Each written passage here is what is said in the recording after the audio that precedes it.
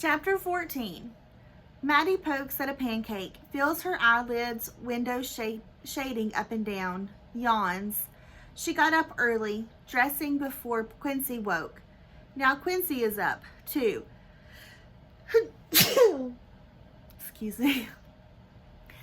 Now Quincy is up, too, changing in Maddie's room, while Mrs. Sweet sits in the kitchen table, telling Mama, yes, on more coffee, saying as soon as Quincy gets dressed, they'll be out of Mama's hair, and asking, where is Potluck and what's his deal?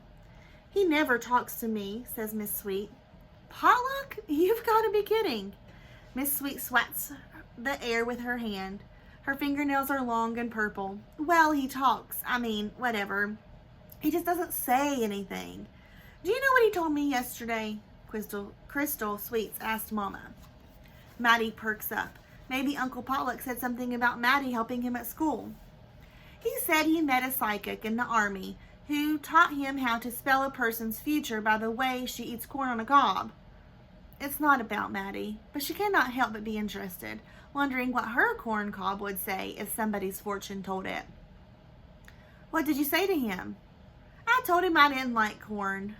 I'm sorry, Crystal. Potluck laughed too, said Mrs. Sweet. She puts on a pouty face.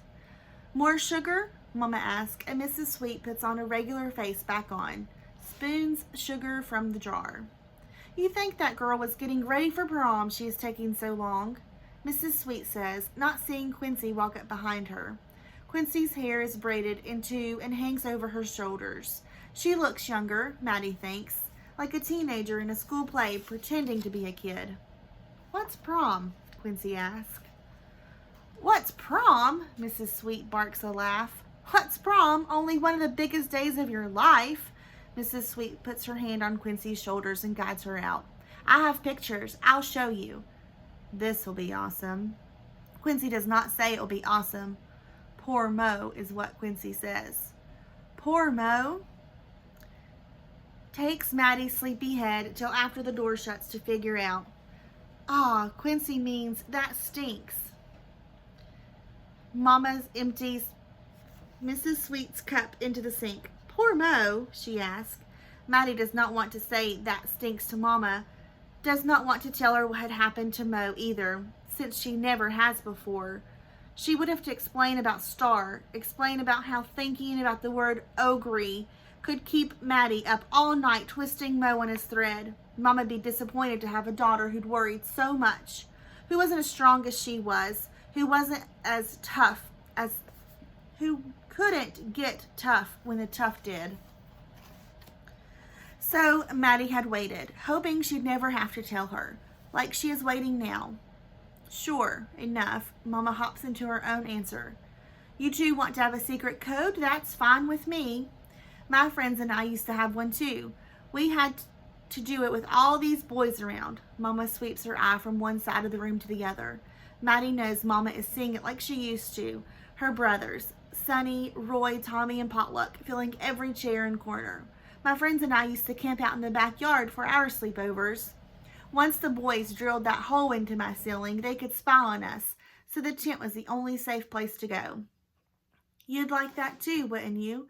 A bunch of friends all crammed in a tent together, staying up all night, sharing secrets. Maddie tries thinking of a whole tent of friends.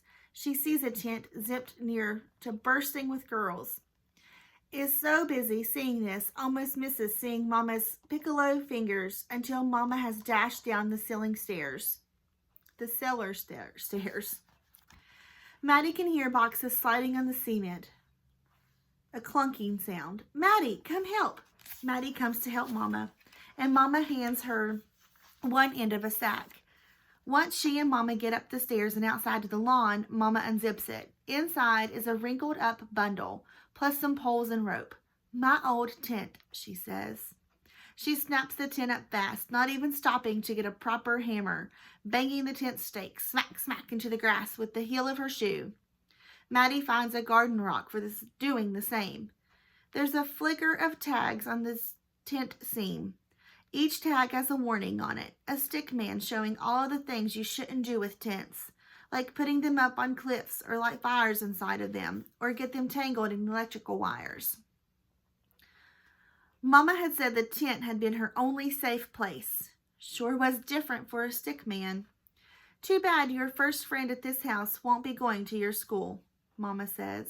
At first, Maddie doesn't know what Mama means. Then she does. Mama means Quincy. Mama thinks Quincy Sweet is Maddie's friend.